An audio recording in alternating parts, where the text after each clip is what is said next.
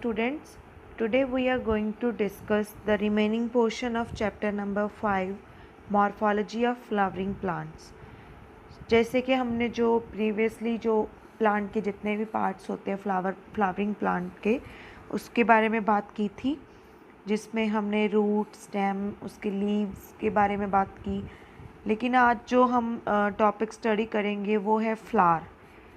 Flower is a reproductive unit in the angiosperms. Angiosperms का मतलब होता है फ्लावरिंग प्लांट्स। जितने भी फ्लावरिंग प्लांट्स हैं उनको हम एंजियोस्पर्म्स बोलते हैं। और एक फ्लावर है जो वो एक रिप्रोडक्टिव यूनिट है किसी भी फ्लावरिंग प्लांट की। मतलब कि जो एक फ्लावरिंग प्लांट है उससे जो नया प्लांट बनेगा उसके लिए मेन जो यूनिट चाहिए वो कौन सी है? फ्लावर है। इसमें जो it is meant for sexual reproduction. जो फ्लावर है वो सेक्सुअल रिप्रोडक्शन के लिए बना होता है। सेक्सुअल रिप्रोडक्शन का मतलब होता है जिसमें मेल और फीमेल दोनों इन्वॉल्व होते हैं। उस टाइप ऑफ जो रिप्रोडक्शन होगी उसमें flower as a reproductive unit काम करेगा। तो जैसे कि हम अगर बात करेंगे फ्लावर की, तो फ्लावर में बहुत सारे एसेसरी ऑर्गन्स होते हैं जैसे calyx, Corolla, androecium and gynoecium. तो इसमें क्या है, जो एक थैलेमस प्रेजेंट होता है। थैलेमस मीन्स जो फ्लावर का नीचे वाला चौड़े वाला पोर्शन होता है जिससे लीव्स निकलती हैं बाद में, जो उसकी पेटल्स निकलेंगी। उससे पहले जो उसका नीचे वाला स्वोलन सा पोर्शन होता है उसको थैलेमस बोलते हैं। थैलेमस के अलावा उसको रिसेप्टेकल भी बोलते हैं। ये क्या होती है, एक तरह की जो डंडी निकलती है, वहाँ से स्टॉक निकलती है। स्टॉक और पेडिसिल, फ्लावर की जो डंडी होगी उसको स्टॉक और पेडिसिल बोलेंगे। और उसके ऊपर से जो फ्लावर की तरफ अगर मूव करें हम, तो जो स्वोलन सा पोर्शन आएगा उसको थैलेमस और रिसेप्टेकल बोलेंगे। इसमें जो कैलिक्स एंड क्रोला है वो एसेसरी ऑर्गन्स हैं। एसेसरी ऑर्गन्स मतलब कि वो फ्लावर की जो डेकोरेशन के पर्पस, जो हम बोलते हैं कि एक फ्लावर को चार चांद लगाने वाला काम है। लेकिन जो एंड्रोशियम और गाइनोशियम है वो फ्लावर के रिप्रोडक्टिव ऑर्गन्स होते हैं। जैसे कि अगर हम जो कई फ्लावर्स की बात करें, जैसे कि लिली फ्लावर होता है। लिली के फ्लावर में जो कैलिक्स और क्रोला है वो डिस्टिंक्ट नहीं होते। मींस जो कैलिक्स और क्रोला है उनमें कोई भी डिफ्रेंशिएशन नहीं होती। तो उनको हम वैसे फ्लावर्स को पेरियंथ बोलते हैं, पेरियंथ। अब हम अगर बात करें कैलिक्स और क्रोला की, जो फ्लावर की कलर्ड लीव्स होती हैं, जो एक फ्लावर में रंगदार पत्तियां होती हैं, उनको क्रोला बोला जाता है। क्रोला के अलावा उनको पेटल्स भी बोला जाता है। और उसी रंगदार पत्तियों के नीचे जो ग्रीन कलर की पत्तियां जो उस रंगदार पत्तियों के साथ चिपकी होती हैं, उन हरे रंग की पत्तियों को कैलिक्स बोला जाता है, जिनको कैलिक्स के अलावा सेपल्स भी बोला जाता है। और जिन फ्लावर्स में सेपल्स और पेटल्स दोनों आपस में इस तरह जुड़े हुए हैं कि दोनों में कोई मतलब सेपरेशन नहीं है, तो उसको हम पेरियंथ बोलेंगे।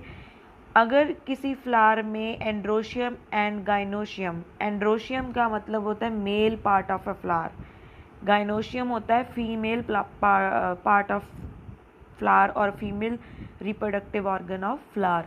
जिस फ्लावर में दोनों एंड्रोशियम एंड गाइनोशियम प्रेजेंट हों उसको बाइसेक्सुअल फ्लावर बोलते हैं। और जिस फ्लावर में सिर्फ एक ही प्रेजेंट होगा, इधर एंड्रोशियम इधर गाइनोशियम, एंड्रोशियम को स्टेमन भी बोला जाता है और गाइनोशियम को कार्पल भी बोला जाता है। अगर दोनों में से एक ही प्रेजेंट है तो यूनिसेक्सुअल फ्लावर बोलेंगे उसको। और when a flower can be divided into two equal radial halves in any radial plane, अगर हम एक फ्लावर को किसी भी रेडियल प्लेन पे काट के देखें, किसी भी डायरेक्शन में काट के देखें, तो अगर उसकी लीव्स जो उसकी पेटल्स हैं वो इक्वल नंबर में डिवाइड हो रही हैं तो एक्टिनोमॉर्फिक फ्लावर है वो। एग्जाम्पल इसकी है मस्टर्ड, धतूरा, चिली। और अगर ये डिवाइड नहीं हो रहा इक्वल हाफ में तो उसको हम जाइगोमॉर्फिक फ्लावर बोलेंगे। जैसे कि फॉर एग्जांपल इसमें पी है, गुलमोहर है, बीन है, केशिया है।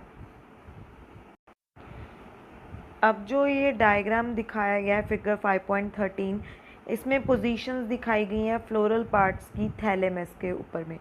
जो फर्स्ट ए पार्ट में जैसे हम देख रहे हैं, जो ग्रीन कलर का जो ये नीचे वाला स्वोलन सा पोर्शन है, इसको थैलेमस बोलते हैं।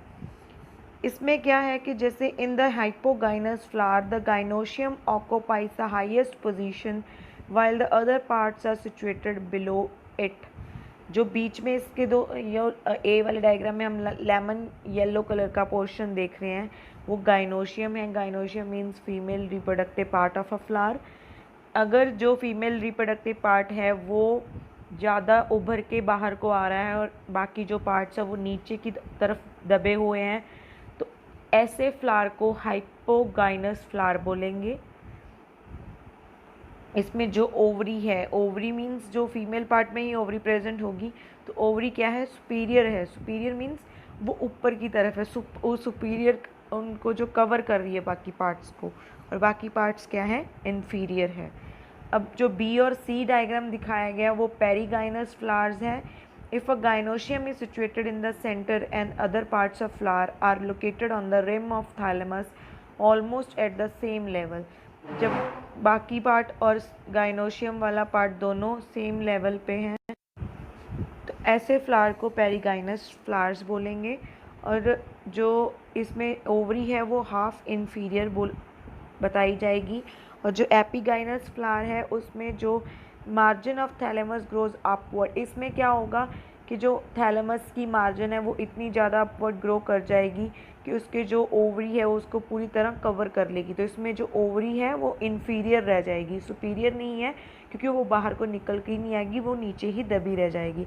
ऐसे फ्लावर्स की एग्जांपल है गुआवा और कुकम्बर। इसके बाद जो पार्ट्स ऑफ फ्लावर की बात की गई है, जैसे कि हमने पहले भी पढ़ लिया कि मेनली 4 पार्ट्स ही हैं फ्लावर के, calyx, Corolla, androecium and gynoecium. Calyx का मतलब होता है सेपल्स। सेपल्स मीन्स जो आउटर वॉल है उसकी, जो फ्लावर की जो बाहर वाली लेयर है जिसमें ग्रीन कलर की पत्तियां प्रेजेंट हैं उनको कैलिक्स बोला जाता है। ये फ्लावर्स को प्रोटेक्ट करके रखती हैं। जो करोला है उनको पेटल्स भी बोला जाता है और मोस्टली ये कलर्ड होती हैं, मीन्स रंगदार पत्तियां होती हैं। जैसे कि इस डायग्राम्स में दिखाए गए हैं different parts of a flower. पहले में फ्लावर दिखाया गया, देन उसके बाद कैलिक्स दिखाया गया, मीन्स जो नीचे वाली हरे कलर की पत्तियां हैं। जो करोला है वो कलर जो रंगदार पत्तियां हैं। एंड्रोशियम जो उसमें ग्रीन कलर के प्रेजेंट है। एंड्रोशियम का मतलब क्या होता है, male reproductive part of a flower. Gynoecium means female reproductive part of a flower. अब इसके बाद next comes to aestivation. Aestivation होता है mode of arrangement of sepals और petals in a floral bud with respect to other members of same world is known as aestivation. Means जैसे कि इन diagrams में दिखाया गया है। जो ए वाला डायग्राम है उसमें जो टाइप ऑफ एस्टिवेशन है वो वेलवेट टाइप है। वेलवेट मीन्स इसमें जो जितनी भी उसकी जो पेटल्स हैं वो सारी एक दूसरे के साथ ना तो बिल्कुल टच कर रही है ना ओवरलैप कर रही हैं, तो वो एक वर्ल की तरह है, एक सर्कल में है। जो ट्विस्टेड है, ट्विस्टेड में वो एक दूसरे के मतलब जब अगर एक लीफ एक जगह पे प्रेजेंट है तो दूसरी उसके हाफ आगे है हाफ पीछे है, तो ऐसे करके उन्होंने एक सर्कल बनाया हुआ है। इम्ब्रिकेट में क्या है, जो लीव्स हैं वो ओवरलैप कर रही हैं एक दूसरे को पर कोई भी उसकी पर्टिकुलर डायरेक्शन नहीं है। वैक्सिलरी एस्टिवेशन में क्या है कि जो वो एक वॉल बीच में है, जैसे कि अगर हम रोज़ की बात करें तो उसमें बीच बीच में जो पत्तियां निकलती रहती हैं, तो उसी की तरह जो पैटर्न है, अरेंजमेंट है, उसको हम वैक्सिलरी एस्टिवेशन बोलेंगे। नेक्स्ट जो एंड्रोशियम है वही मेल पार्ट है, इसको स्टेमन भी बोलते हैं और इसमें एंथर्स और स्टिग्मा प्रेजेंट होते हैं मेनली। और गाइनोशियम जो पार्ट है इसमें ओवरी, ओव्यूल्स, ओवरी मीन्स जो उसकी हम बोलते हैं कि जैसे अंडकोश होता है और जिसमें ओव्यूल्स प्रेजेंट होंगे। इसमें जो मेनली ऊपर स्टिग्मा प्रेजेंट होता है, स्टिग्मा के थ्रू ही जो वो फिलामेंट है नीचे उसकी, स्टिग्मा के नीचे से जो ट्यूब जाएगी पोलन ट्यूब, उसके थ्रू ही पोलन ग्रेन्स है जो ओवरी तक पहुंचते हैं और ओव्यूल फर्टिलाइज करता है। So with this we are done with the flower main reproductive unit and its different parts. Thank you.